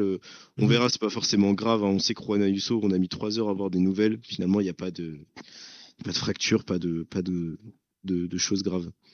Donc voilà pour les nouvelles un peu tristes, mais voilà, c'est le quotidien malheureusement du sport cycliste, c'est comme ça. Pas de drame, évidemment, c'est tout ce qu'on souhaite.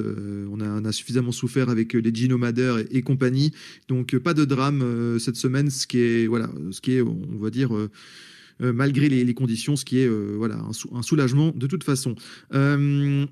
Messieurs, je vous propose de ne pas faire de débat cette semaine parce que l'émission est déjà suffisamment longue et on doit parler des prochaines courses. On déplacera les débats à l'émission de dimanche prochain parce que dimanche prochain, il y a moins de courses cette semaine, moins de grandes courses par étape. Donc, on aura l'occasion. Donc, il n'y aura pas un, mais 2 débats la semaine prochaine dans votre Fringale Hebdo. Donc, je le reporte afin que l'émission soit dans une taille, on va dire, convenable. On va s'intéresser aux prochaines courses de la semaine. Alors, première annonce, évidemment, Titien, on ne parlera pas parce que dans les coureurs qui ont marqué évidemment cette semaine sur Tirreno, Titien, il y a évidemment Mathieu Van Der Poel, mais Mathieu Van Der Poel, on n'en parle pas aujourd'hui parce qu'on va en parler mardi lors de l'émission preview de Milan-San Remo où évidemment Mathieu Van Der Poel sera l'un des grands favoris. Tout à fait, donc voilà. En tout cas, il nous a bien fait plaisir cette semaine. Voilà, il a fait sa petite préparation italienne, on va dire. Voilà, exactement. Il a fait ce qu'il voulait quand il voulait.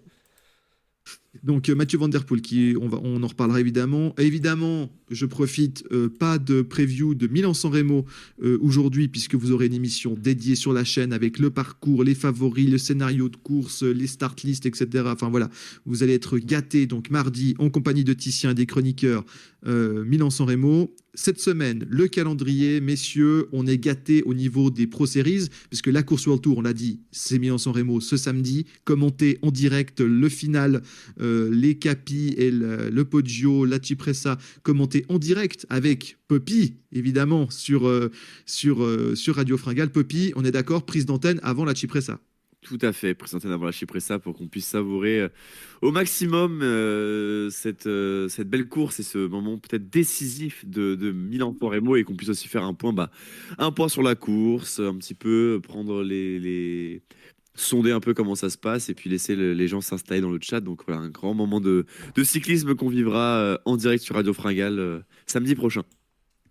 Mais par contre, 4 belles courses Pro Series cette semaine, donc la catégorie juste sous le World Tour, donc quand même des courses d'importance, notamment le 18, donc mercredi, vous aurez 2 courses, Milan-Turin avec Benoît Cosnefroy, Johan Abrahamsson, Magnus Cort, Richard Carapaz, Tian Octobrooks, Pellizzari, qui sera parmi les grands favoris, Tom Pidcock, etc. Alors Matt, quel est ton favori pour ce Milan-Turin?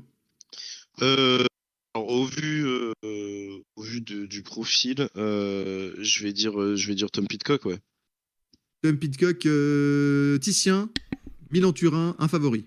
On n'a pas la start list entière, mais oui, je pense que Pellizzari, s'il est blessé, il n'y sera pas. Donc franchement, c'est toujours l'arrivée classique de l'année dernière où Del Toro a gagné, là, c'est ça, devant... Oui, c'est 2 Ouais, fois c'est là. la Superga, ouais. C'est la Superga, ouais. Carapaz, il n'est pas en forme.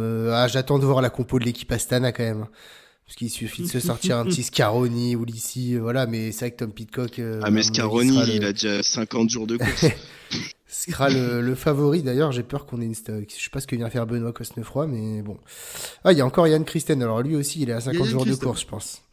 Non, mais les start lists seront remises à jour, mais Tom Pidcock, je pense que s'il est inscrit sur cette course, c'est qu'il veut vraiment y aller, donc à mon avis, s'il n'y a pas d'autres grands noms, ça lui va comme un gant.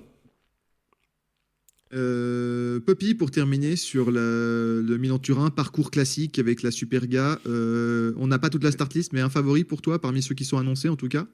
Bon, on les a déjà quasiment tous dit, mais pourquoi pas un petit Yann Christen là, qui nous refait un coup de maître après avoir que va aligner. C'est dur, hein. C'est dur pour Yann Christen quand même. Ouais, mais ça va être dur pour tout le monde en vrai. Non, Christen, il est cuit. Tu vois, Pidcock, je l'ai pas trouvé non plus flamboyant. J'ai l'impression, ouais, tiens, il a raison. Je crois que Christen, il est cramé. Hein. Voilà, il est cramé, le pauvre. il est cramé. Ouais, je sais pas, mais.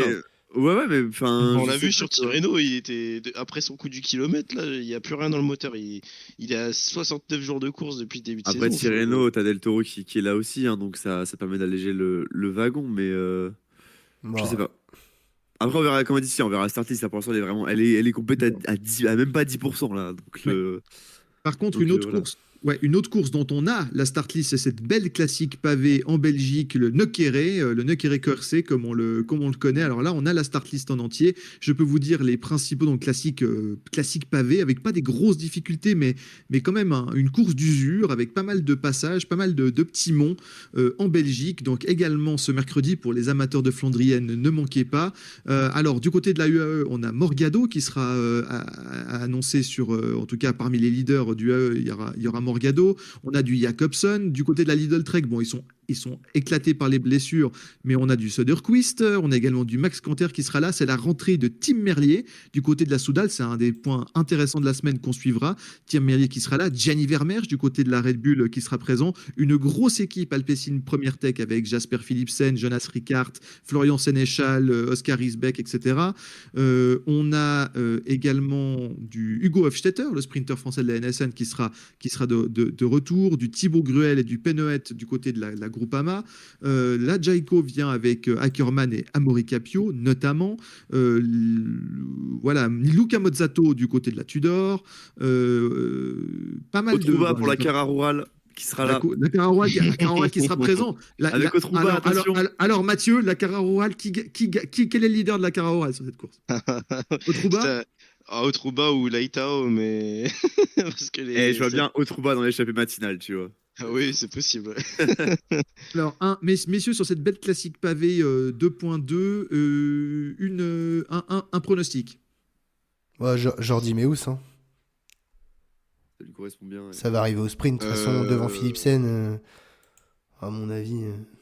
L'année dernière, c'est Ekhoff qui gagne quand même, donc c'est arrivé au sprint. C'est une point pro, hein. C'est une point pro. Ouais, l'année dernière, Ekhoff gagne parce que il y a la cassure au niveau du poteau. Je sais plus trop ce qui se passe. Mais il y a une c'est Philipsen qui chute l'année dernière, hein. Jasper Philipsen, je me souviens. Il y a une cassure de fou et c'est comme ça qu'Ekhoff il fait à moitié le coup du. Enfin, il fait casse du siècle. Donc oui, mais vu comment Meus a gagné au sa main, franchement, ce sera quand même le grand favori. Mais c'est parti des favoris. Hein, ouais, Meus peut-être. Moi, je vais quand même plus partir sur un Philipsen sur ce genre de course-là. Il est quand même pas mal. Alors bon, sur Tirreno, il était pas. Ouais, il est pas fou quand même depuis le début de saison. Hein. Il est pas fou, mais je pense que Philipsen, c'est le genre de coureur qui sait cibler ses objectifs. J'espère que c'est pas le Nokere son objectif, parce que bon. Non, mais bon, en tout cas, si c'est pas Meus, pour moi, c'est Jasper Philipsen. Après, si j'ai une petite grosse cote à donner, allez, c'est un petit Hugo Hofstetter, parce que les points pro comme ça, c'est vraiment un spécialiste Hofstetter, donc il en a déjà gagné pas mal. Et il vient surtout avec un train de fou. Ouais. Poppy, un pronostic, sprint, pas sprint, et qui gagne? En sprint quand même, je pense. Et ouais, j'en dis mais aussi, ça va être le mieux taillé pour ça. Je vois mal Tim Merlier aller chercher quelque chose, comme a dit Titien. Philipsen, je le trouve un peu, voilà, pas flamboyant non plus. J'aimerais beaucoup. Et après ça, encore une fois, je me chauffe un peu, mais j'aimerais beaucoup voir la Trek avec le duo Söderqvist et Teutenberg faire un grand coup, mais j'y crois un peu moyen. Donc ouais, je vais rester sur Jordi Meus comme Titien. Titien, Jordi Meus? Ouais, bah bien sûr. D'accord. Ce sera Teutenberg pour moi à titre personnel. Aucune chance. J'y crois beaucoup. Non mais c'est pour donner un peu de baume au cœur à cette pauvre Lidl Trek qui a plein de blessés. Faut être gentil avec eux, faut faire des bisous. Voilà. Teutenberg, faut juste lui imprimer dans le cerveau de pas lancer son sprint à 600 mètres. Mais ça va le faire. Ça va le faire, on y croit. On est derrière l'Allemand sur cette course. On y croit. Victoire allemande en Belgique. Ça nous rappellera les bonnes années. Non, je déconne, bien entendu. Autre belle course. Alors évidemment, le lendemain, le jeudi, le 67e Grand Prix de Denain. Magnifique course française dans le Nord, avec un certain Tibor Del Grosso. Pourquoi pas, qui fait partie des très bons coureurs de cette artiste. On aura de nouveau la même équipe UAE avec les Molano, les Ergots, les Morgado et compagnie. Du côté de la Visma, Axel Zingler serait partie des coureurs à suivre, avec notamment Tim Rex. On a du côté de la Groupama toujours les mêmes coureurs qu'avant, hein, Thibaut Gruel et compagnie. Stéphane Bisseguer du côté de la Décathlon. Du côté de la BC, on a déjà dit Tibor Del Grosso. Où est-ce que j'en étais dans ma liste? Albert Witten Philipsen, apparemment. Titien, qui a annoncé du côté de la Lidl Trek, aux côtés des mêmes coureurs que le jour d'avant, c'est-à-dire Walscheid, Söderqvist, Teuterberg, etc. Du côté de la Cara Rural, Matt, évidemment, Élan de la Ronde, enfin voilà, toute l'équipe. Alors, c'est pas exactement les mêmes coureurs. On aura, alors, je sais que tu l'aimes bien, Poppy, on aura Alexis Renard du côté de la Cofidis qui sera aligné. Hugo Page aussi. Ouais, exactement, Hugo Page. Voilà, des petits noms. Il y aura du Lucas Koubis pour la Unibet qui marche assez fort depuis le début de la saison avec Dylan Groenewegen. Titien, le Grand Prix de Denain, est-ce que ça t'intéresse? Et si oui, même si ça t'intéresse pas, en fait, un pronostic. Non, mais c'est toujours. Moi, ça m'intéresse plus que le knocker déjà, hein, le Grand Prix de Denain. Parce que souvent, c'est une course qui se lance de loin avec des secteurs Non. pavés. Oui, il y a pas mal de secteurs pavés, ouais. Écoute, j'ai envie de te dire qu'en 2019, c'était la révélation du talent de Mathieu Van Der Poel sur la route sur cette course. L'année dernière, Ah ah, ça a révélé Mathieu sens Brennan à 19 ans. Donc, Albert Witten Philipsen devrait régler un petit groupe sur le. Je pense que la course va partir de loin et peut-être qu'après, avec ses capacités de sprinter, ça peut le faire. Donc, à voir s'il est remis de sa chute au Stradé. Mais sinon, vu la start list, c'est pas Arnaud Delis qui fait peur par rapport à un Philipsen s'il est accompagné par Soderqvist, etc. Et après, à voir avec Tibor Del Grosso. Mais ouais, bah allez, Philipsen. Albert Philipsen, Matt. Je vais partir sur Tibor Del Grosso. Parce C'est que, sûr. alors, J'ai vu le nom, j'étais là, c'est bon, c'est pour en Matt. fait, sur le papier, moi, mon favori, ça aurait été Axel Zinglet. Le problème, Ah c'est ouais. qu'il est en sortie avec tous les Axel 19 de la Zinglet. Visma. Alors, Axel Zinglet. franchement, c'est que des gros espoirs. Hein. Les Van Kerkhove, Ashley Barry. Mais ça va pas contre ton pronostic. C'est pas toi qui avais dit que la Visma allait pas gagner une seule classique pavée? Non, c'est pas moi. Moi, j'ai dit qu'il ferait pas un seul podium d'une classique pavé World Tour. Ah, Je crois que World c'est Tour, quelqu'un ça me d'autre, rassure, c'est parce que quelqu'un ça- d'autre qui est ici. Alors, Non, moi j'ai dit que je Wout van Aert son nom. n'aurait pas les bras sur les Alors, sur les classiques. Poppy, c'est toi qui avais dit que. Toutes donc, les du coup, classiques. Donc, du coup, Poppy, tu vas pas nous dire Axel Zinglet. Bah, moi j'avais dit que Wout van Aert il gagnerait pas une seule classique de la saison. Non, mais Que ce quelqu'un, soit par pro contre, ou je me World Tour. souviens, avait dit que la Oui, Visma quelqu'un a dit. ne gagnerait aucune classique de la saison alors que Brennan a gagné une classique. On n'ira pas rechercher qui a dit mais non, ça. oui. Alors, du coup, Il est sur dans mon les vidéos. chrono, ouais. Si c'est vraiment une course qui se lance de loin, Tibor Del Grosso. Et si ça se finit dans un petit comité. Par contre, si vraiment c'est un homme fort, et là je vais le tenter, ce sera Alex Segart. Alors, pour moi, ce sera Antonio Morgado, à titre personnel, parce que je vois bien se partir de loin, puis il marche assez bien depuis le début de la saison, donc j'espère qu'il a un peu appris de l'année passée. Et donc, ça fait un moment qu'UAE n'a pas gagné. Donc, C'est vrai. donc, un petit semaine, ça Ça fait Antonio. ça super longtemps là. Ça fait, Ça fait longtemps. ça fait au moins 2 jours. Ah, c'est énorme. Ils sont pas bien. C'est des drogués de la victoire. Ils sont un peu en manque. Là. Ils disent vite, victoire. Antonio fait quelque chose. Voilà. Donc, il y a une équipe de monstres. Hein, je veux dire, il a Nils Politt, il a Mikel Bjerg, il a Molano, il a Ergots. Bon, voilà, comme d'habitude. Les mecs, quand ils viennent avec l'équipe C, ils ont une équipe qui est au même niveau que toutes les autres meilleures équipes voilà, sur le plateau. Donc, ça va être n'importe quoi de nouveau. Donc, Morgado pour Bibi, Del Grosso pour Matt, Poppy. On n'a pas encore entendu ton pronostic? Bah, en fait, j'ai vu qu'il avait pas pris le départ de la dernière étape de Paris-Nice, sinon j'aurais bien dit Casbol, mais que je trouvais pas loin à chaque fois et pas trop mal, donc je me dis dans un truc. Pas un peu- d'Arnaud Delis? Bon, Arnaud Delis, non, je pense qu'Arnaud Delis. Au dodo? Au J'ai dodo, du Arnaud mal. Delis? Ouais. Oui, je pense que oui. Tu vois, il y a des coureurs que quand tu les vois dans la start list, faut s'inquiéter d'eux. Arnaud Delis, quand son équipe le met dans une start list, faut que l'équipe s'inquiète, tu vois. Et D'accord. donc, Ah, mais c'est la ouais. terreur des points pro, hein, Arnaud Delis. Hein. Attention. Ouais, bon, vraiment, je le vois pas. Non, du mais en tout, vrai. Donc, Donc ouais, en vrai, Casbol, Casbol j'aurais bien voulu, mais je sais pas trop parce il a pas pris le départ de la dernière étape de Paris-Nice. Donc Je suis même pas voilà. sûr que c'est lui le leader hein, sur la start list. Hein. Je vois plus il un faut te Pierre mouiller. Il Gautrat, faut te mouiller. Je veux un nom. Ah bah, on me met la pression en plus. Bah, je vais garder mon Casbol alors. Je vais garder mon Bah, petit Casbol. mais l'émission est déjà trop longue, Poppy. Il faut un nom. Oui, pardon. Je vous fais Casbol. Casbol, donc Albert Philipsen pour Titien, Casbol pour Poppy, Antonio Morgado pour moi-même et un magnifique Tibor Del Grosso qu'on aime beaucoup ici, hein, évidemment, pour Alpecin, pour Matt. Voilà les pronostics. Dernière point pro de cette magnifique semaine voilà, au niveau des classiques, le vendredi. Alors, excusez-moi ma prononciation, le Brendené Coxide, classique, c'est ça? Coxide?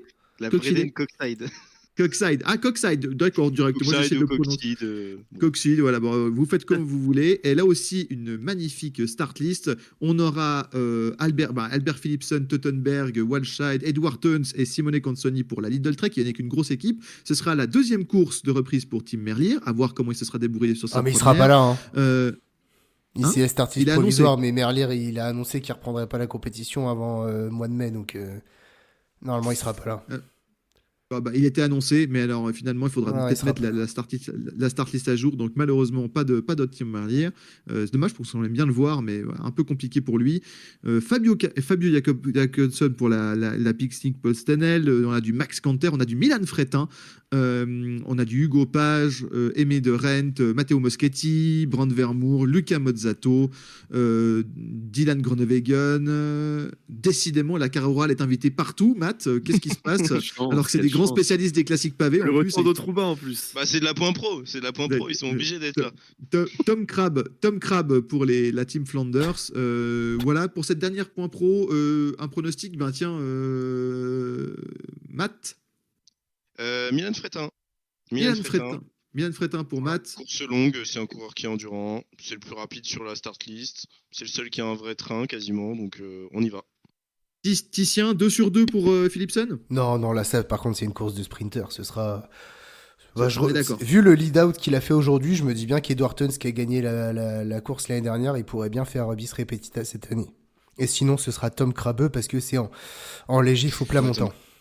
Léger faux plat, le spécialiste Tom Crabbe. Hein, j'ai cité, moi, je le sens bien du côté de la team Flanders. Poppy, Tom Crabbe aussi pour toi? Non, moi j'étais plus côté Milan Fretin aussi, donc je vais rester là-dessus. Qui a un beau train en plus avec Hugo Page et puis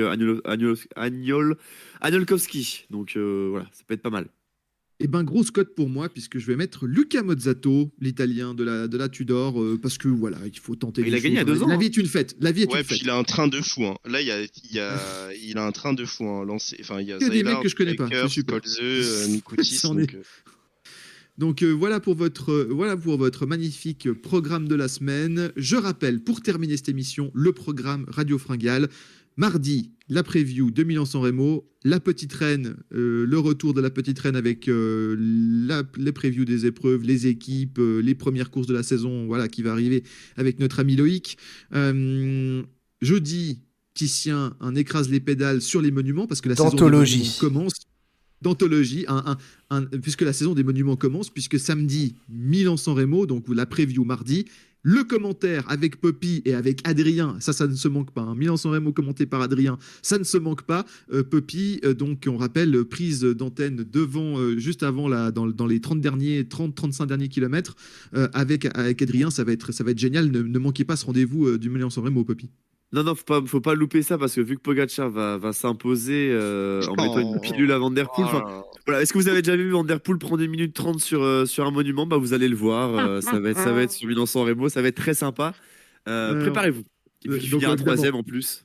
Évidemment, Titien, on en reparlera lors de la preview. Il y aura évidemment le débrief après la course avec les chroniqueurs. On verra qui sera présent. Moi, je ne serai pas présent samedi, mais l'équipe Radio Fringale est très nombreuse et au complet et fonctionne fort. Donc, je n'ai aucun doute que ça se passera bien. Puis, vous me retrouverez, à titre personnel, dimanche, lors de l'émission. Vous me retrouvez de l'émission Votre Fringale Hebdo, où on parlera justement des résultats des courses des Pro Series de cette semaine, avec notamment des belles classiques points pro voilà, magnifiques.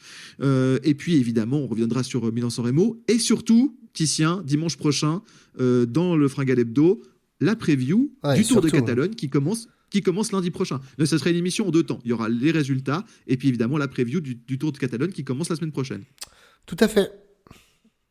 Eh bien, messieurs, merci beaucoup de m'avoir accompagné pendant un peu plus d'une heure et quart, 1h20 aujourd'hui pour ce Fringale Hebdo. Merci Matt, bravo encore pour ta grosse semaine. Repos bien mérité, Matt.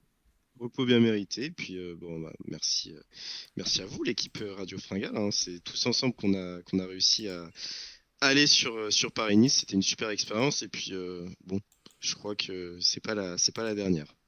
C'est pas la dernière, c'est la première d'une belle série. On remercie encore évidemment Loïc et Matt qui ont couvert ce Paris-Nice pour nous. Tous les contenus sur les réseaux sociaux, les interviews de coureurs, les posts, le vlog évidemment disponible sur la chaîne. Merci beaucoup pour ce soutien que vous avez apporté à nos 2 jeunes journalistes chroniqueurs de terrain. Poppy, merci beaucoup pour ce week-end incroyable, pour ce live et cette émission. Et on se retrouve bien entendu le week-end prochain, Poppy. Exactement, hâte d'y être.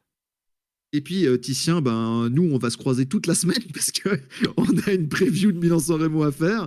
On est évidemment ensemble pour l'émission L'écrase les pédales sur les monuments. Et puis, on se retrouve, Titien, en direct ou presque dimanche prochain pour débriefer la semaine et à faire le preview du Catalogne. Voilà, ça ne s'arrête plus. Donc, profitez parce que nous, on kiffe, on fait plein d'émissions, on espère que ça vous plaît. Et on n'est pas prêt de s'arrêter. Donc, voilà, c'est une beau début de saison aussi pour Radio Fringale. Oui, mais n'hésitez pas, merci à tous mes chroniqueurs, merci à vous d'avoir soutenu. N'hésitez pas à mettre un commentaire, dire ce que vous pensez, vos takes de la semaine, ce que vous avez pensé de la semaine, vos pronostics pour ce qui va arriver, voilà, ce que vous avez retenu de Milan-San Remo, de Tirreno. N'hésitez pas à vous abonner, on est bientôt aux 5000 abonnés, on espère pouvoir le faire avant Paris-Roubaix. On a dit c'est l'objectif, si on n'arrive pas, on sera très déçus, on sera en fringale quelque part. Et d'ailleurs, en parlant de fringale, même si des fois il fait beau au printemps, au mois de mars, n'oubliez pas, il peut encore faire frais et les courses sont de plus en plus longues, notamment un certain Milan-San Remo qui frôle les 300 km. Donc pensez à bien vous alimenter, chers camarades, parce que la fringale guette toujours. Merci d'avoir suivi ce Fringale Hebdo et on se retrouve dans 2 jours pour la preview de Milan-San Remo. Allez, ciao tout le monde. Ciao. Ciao tout le monde. Des bisous et allez Romain Bardet.